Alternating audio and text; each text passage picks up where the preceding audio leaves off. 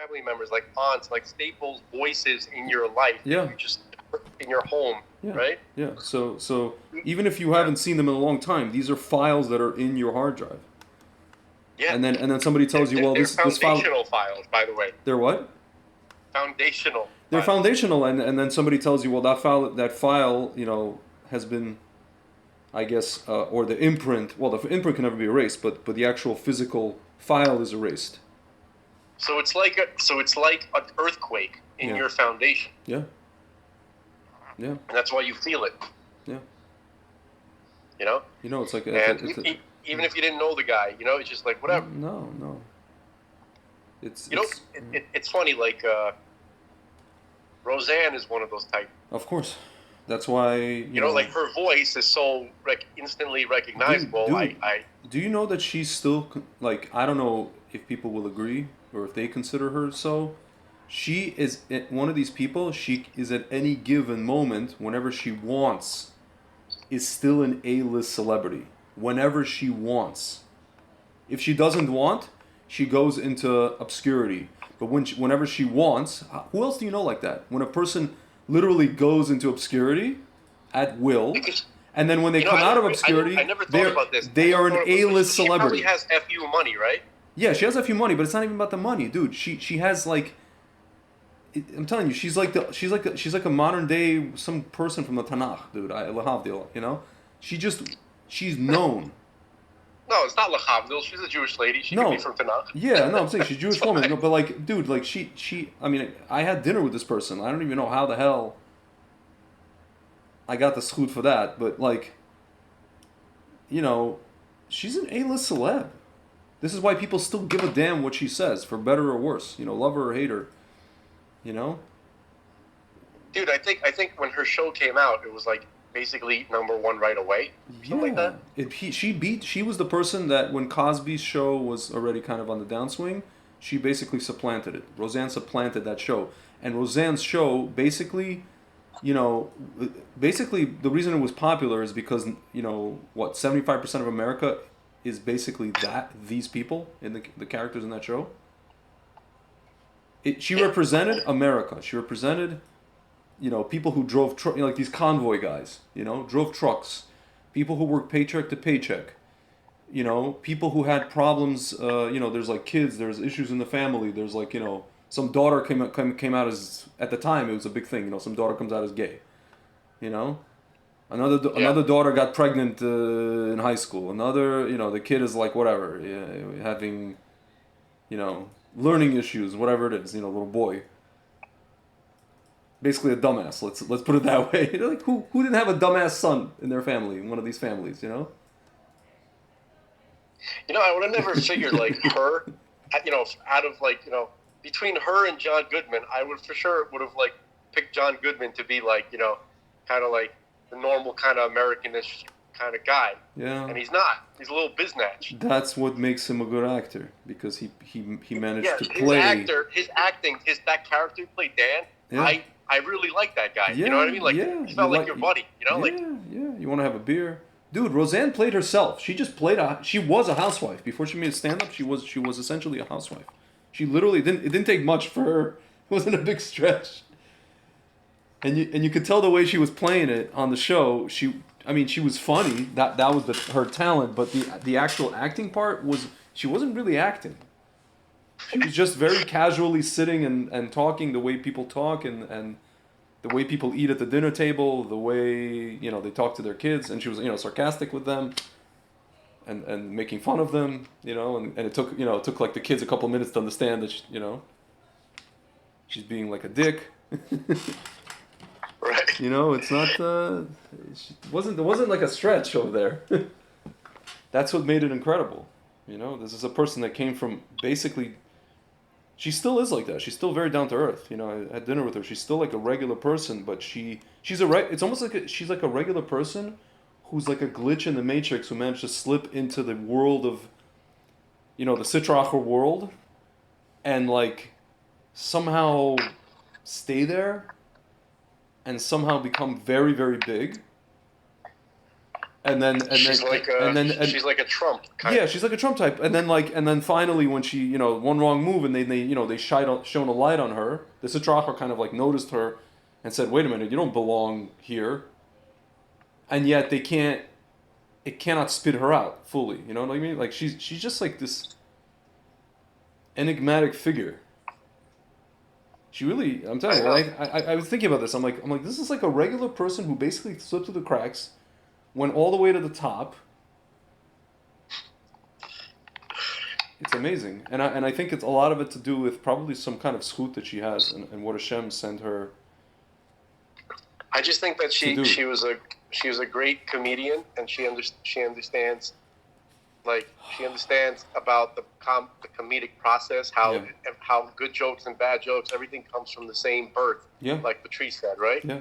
So, and also, like, she got mad, like, street cred from other comics, like the best comics, like Norm Macdonald. Yeah. Norm Macdonald was a huge... Norm Macdonald, I think he started his career as a writer on her show, one of the writers. Yeah. He was saying how she didn't even want to learn their names. She just numbered them. She goes, writer number 1, writer number 2. That's so funny. You know why? Yeah. Because they're all like kind of like Ivy League, obnoxious. Yeah, they're full of themselves, and she wanted to bring them back down to earth. Yeah, like liberal know-it-alls. You know what I mean? So, and then they're like, and they would tell her, well, we want you to say this joke, and why didn't you say it like that? And she's like, why don't you say it? Exactly. Right? Like, you're the one, you can't tell, the performer has to be the one that, Exactly. It's like, you go on stage and deliver how you want to deliver. I'm going to deliver it how I want to deliver it. Or not deliver it at all. Dude, those writers, man, I'm sure, like, that they choke, like, I'm starting to think that those writers were picked, and either way, I'm not just starting to think, I just wanted to say that because I thought it'd be funny. I'm starting to think that some of those writers might not be just simply comedy writers. I think some of them might be into politics. I don't know. What do you think? A little bit. On top of that, they could be a psyop. And they could be using actors for their psyop purposes.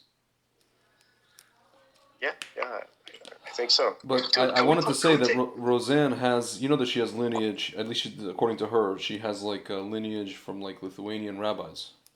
Or, like some people. I didn't know. Yeah, she told me she grew up in Utah, and they used to she grew up in Utah. She was very active when back when Jewish federations, before they were like communist enterprises. In Utah. Yeah, in Utah of all places, and she here I'll read you and she was very active for Russian Jews for the whole Russian Jewish let my people go thing. Here, Roseanne here. Let's do Roseanne Barr. Hey, where the heck is this Wikipedia entry?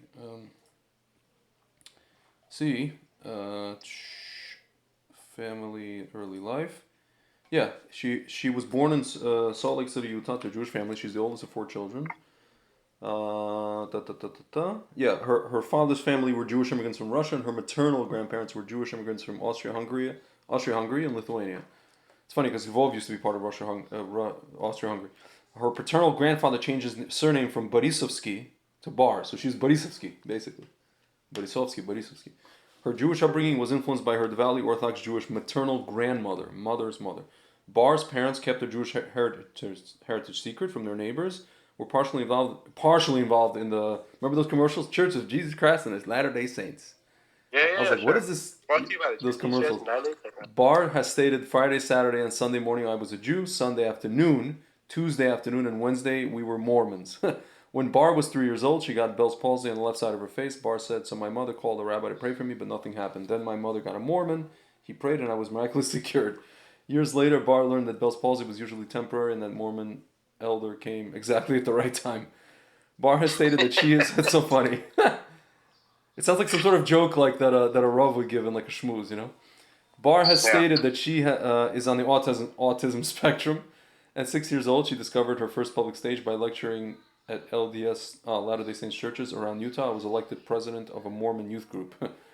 At 16, Barr was hit by a car. The incident left her with traumatic brain injury. Her behavior changed so radically that she was institutionalized for 8 months at Utah State Hospital. Oh man, that place.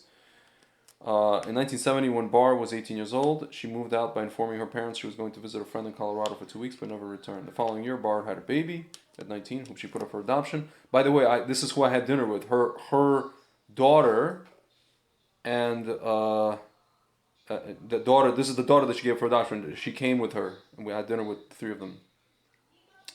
And 17 years later, they reunited amicably. So yeah, her daughter is actually married to a Russian speaker, like a Russian non-Jewish guy. And I met her. She was in New York with her.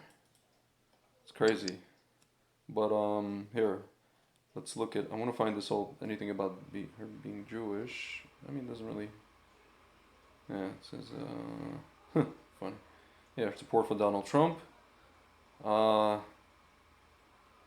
Yeah, she ran for president. She was very active in the whole Occupy Wall Street thing, and then she ran for president in 2012. She did. That's right. Yeah. That's right. I forgot about that. Yeah. By the way, in 1994, Roseanne announced she suffers from dissociative identity disorder caused by childhood abuse. She had personalities named Baby, Cindy, Evangeline, Fucker, Heather, Joey, Kevin, Nobody, Somebody, and Susan, as well as her main personality, Roseanne. By 2001, her personalities had mostly fused into one personality after 10 years of hard work. Wow, that's crazy, man. Wow. My goodness. Yeah, it says Barr had cosmetic surgery, breast reduction, tummy tunnel. This is all BS. Yeah, I don't know about some of that stuff. Yeah. I'm not ready to believe that unless she says it herself. No, she did say it. She said it on Rogan as well. She mentioned the whole multiple personality thing. She mentioned it to him. She said, I'm on all types of stuff and whatever. And no, but hold on. Yeah. I think that look, ever since they started to amend, what was that book with the textbook that had all of the psychological disorders in it, the DS, you know what I'm talking about? Yeah. It was like the book that of psychological disorders, right? It was like, it was respected, it was science, it was, and then, they started changing things in it for political reasons, right? Yeah. I'm wondering how much of that book was so reliable to begin with. Yeah. Okay? So whenever people think, when I think about personality disorders. You're not people! Right.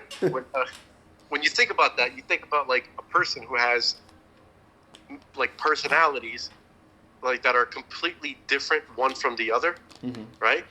And they don't remember each other. Like one guy takes over, and then the other one takes over, and then they're like, they have no memory.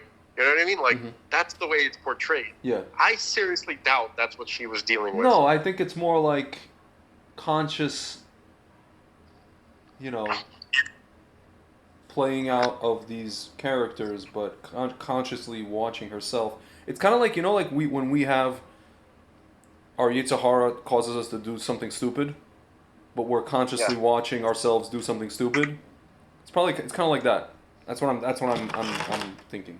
Yeah, because I'm guessing. Norm Macdonald was talking about stuff like that. Like people said that about him. Like he was a comedian, where he would go into different personas. Yeah. His favorite persona to go into was the old man. Yeah.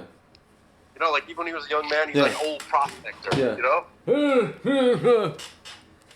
Right. So, and they say sometimes like he wouldn't come out of character. Like he would literally do that. Yeah. Okay. So, plus she's a comedian, right? So, I think somehow somebody got it into her head that that her behavior. I mean, you know what? You know why? Okay. Here's my thesis. Listen to this. For a guy, that kind of thing is normal. If you're a male comic, and you got that kind of shtick, you got this dedication to certain characters and stuff like that, personas. Yeah. People just think, oh, this guy's doing shtick. Yeah. But they go days doing, being the old man, right? And then then all of a sudden he's, Burt Reynolds, So, but if you're a lady, right? That's unusual for a lady to be that funny and to have that much shtick. Yeah. Okay? So they told her she's crazy. Yeah. I think I just solved this. Yes. Listen, I'm going to send this to Roseanne and I'm going to ask her to tell us one way or the other. No, maybe you shouldn't. Why not? No. She. I'm not, because it might sound like we're making light of it, but I'm not making light of it. We're not making light of this at all, and she actually is very open to these discussions. And even when she comes at me, like there's times where she doesn't come at me like audibly, but she'll write stuff on the comment section of my YouTube. In like all caps and like exclamation points, and even then, it's just like I'm just like. She doesn't listen to us, does she? She doesn't. I've sent her content. I don't know if she listened to the whole thing. I don't know what she's listened to, but she's heard my stuff. She's heard my Rogue episodes. She's heard it. She listens to Rebbe Kessin on a regular basis. That's That's crazy. Dude, she listens to Kessin, and that's how we started speaking because I posted something, and then she started listening to him. That is so cool. Yeah. She had him she made a video of herself in one of her podcasts, and then you can see like Kessin's thing in the background. Like her monitor open to Rebbe Kessin in the back. It's like crazy. She sent me pictures. Whatever. Dude, is that the one? Is that the one where she is wearing like a Wonder Woman shirt or something like that? I don't remember. She wears like a lot of interesting stuff.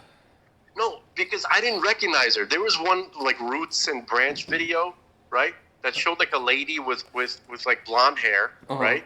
It was either Purim or something crazy. Whatever. She was wearing a Wonder Woman shirt. I did not recognize her. That doesn't look like Roseanne. She looks like a different lady. Yeah. She just lost a lot of weight. Yes. Yeah, she does. Right. She actually did lose a lot of weight. But most likely it was her. Huh.